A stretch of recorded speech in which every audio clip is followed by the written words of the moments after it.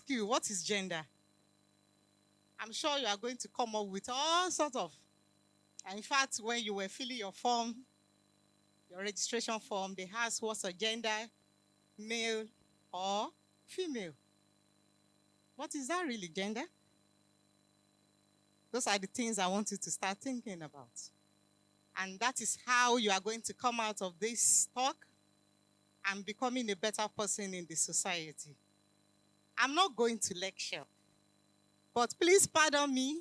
You may start, experiencing some iota of lecturing, when I talk, because it's already part and parcel of me. So you will forgive me. I'm sure you will forgive me, right? Yeah, you forgive me. So I'll be talking about how do we differentiate between boys and girls? Is there any need for us to start differentiating? What are the existing differences between us? So it's very easy for me to say that, a girl, she's likely to make her hair, put on a dress, some makeup, and then perhaps, I don't know, she may be good in house chores, housekeeping. We already categorize who a girl should be, isn't it? And then when you think about a boy, we already feel that a boy, wow, very hard, tough, should be able to play some sports such as football, volleyball, wrestling. But for a girl, maybe you should be a little bit, laid back. So here I project that when we were growing up, we were told that a boy's brain is blue. Yes, it's blue, while a girl's brain is pink in color. And that is why when a boy sees a blue shirt, he wants to, put it on. And then the girl wants to put on a pink dress. You know this. You remember how you used to love that pink toys, pink pictures, and all of that. Then we all grew up with that thought. Girls are pink, boys are blue. Girls are maybe red again, and then boys want to go with the blue and green. So it's as if girls are looking for attention. They're looking for something that attracts. Why boys felt, well, we are there already. What do we need it for? Let's continue. And then those were the trainings that our parents got and were transferred, to us. So whether we like it or not, we already acquired it, we are living it, and then we accepted it as how it should, be. But also, if you are asked, what's going on in a boy's head? You may want to say, focus, focus, focus, focus, focus, focus. They are reading, focus, focus. They are loving you, focus, focus, focus. This is the girl at the moment. But for girls, lipstick, food, drink, so many things going on in a girl's mind. And then in a day, while the boy is focusing, the girl is busy thinking about all these many things. To the extent that at times she will cry. If what she's thinking is sad, she may want to cry. And if what she's thinking is making her excited, you see her jumping all over, sometimes dancing. So those are the knowledge we have. They are true. They are true, but that is what makes it gender. And so what is gender? What is it? Why do I want to use gender as a category of analysis? This is because oftentimes we tend to interchange sex with gender. We interchange sex with gender. What is sex? Sex is simply biological. It's biological. And sex can apply to both human beings and animals. You have she-goats and you have he-goats. You have a lion, you have a lioness. Okay? But you don't have such in gender.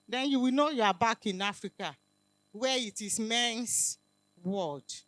So gender stereotype is about, you all know about share leaders and share groups, and then it's usually dominated by females. And then whatever they are doing is going to be in support of the male-based suckers. So that is how stereotype work. This field is for girls. This field is for boys. It's a problem, but these are problems we have lived in. We have misogyny and then misandry. Misogyny and misandry. Misogyny is outright hatred for boys. Outright hatred. I don't want to see any boy around me. I just hate them. That is misandry. Misogyny is outright hatred for females. If you are practicing misogyny or misandry, you use awful words, awful description to describe the opposite sex. I'm sure as I'm calling all of this, we are all knowing in our hearts which one that we are practicing. Because we all practice it. This is the society. I practice mine, so don't think I'm here to preach. We all practice it. But so it takes us to also change it. So you have sexual objectification. We started seeing ourselves, because the society says that because you are superior in a sense, then you start seeing the other, sex as objects. If you ask me, can boys be pregnant? Me. Yes, she said yes, but I will say no. Beyond that, is there any difference between boys and girls in terms of knowledge? These are foods for thought. There are no differences. There are no differences between you and your male counterparts. Okay? I want you to be conscious about that. There are no differences. But like I said earlier, we live in a society, and the society has expectations. And then as scholars, and then prospective scholars and change makers, we are not going to turn our face on the other side, because we live in a society that we must change.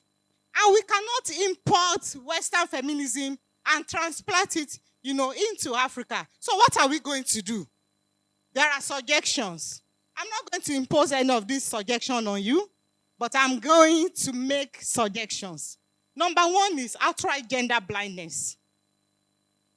So let us forget gender. Yes, sex. I'm a boy. I'm going to grow up someday. I will have a good life. I will get married to a wife. I will have children. I will love my children. I will practice fairness in my family. Then I'm a girl. I'm going to grow up. I'm going to be well educated as well. I'm going to have a good job. And I'm going to live well with my husband, to have good children too, that I will train in that line without laying too much emphasis on the sexual differences among them. So gender blindness is good. I don't fully succumb to it. Do you know why? Even if you say, I want to, maybe the society will say, no, you can't. And the society is very, very powerful. It's very powerful. It's a system. And you cannot outshine the system that produces you. You can only try to moderate things. So I look at gender equity too. First, gender equity. And then at par with gender equality. What is gender equity? Equity is about what? Justice. It's about fairness. And equality is about being on the same platform. I look at our society, I said, no, this is not really going to work either. Because in my years of practice, I have seen that equality is about myself. And this young man standing on this pedestal, on this platform that I am presently, that is equality. We are standing on the same platform. We are standing on the same platform. And on that platform, and I'm putting something a little bit higher than my legs. Aren't I going to be taller than this boy? I'm going to be taller than this boy. So what I'm going to see, the boy is not likely to see it. That is equality. It won't work. But equity is, as I'm standing like this, I raise the platform for this young boy to stand on so that my head and the head of that young boy will be on the same, level. And doing that, we are going to see the same thing. So I succumb to equity above equality. I'll be handing this now. The gender differences between males and females can only lead to a more confused society if we refuse to see ourselves as human beings. Yes, the differences are there, but let us de-emphasize the difference and focus more on humanity. Thank you very much for giving me this opportunity.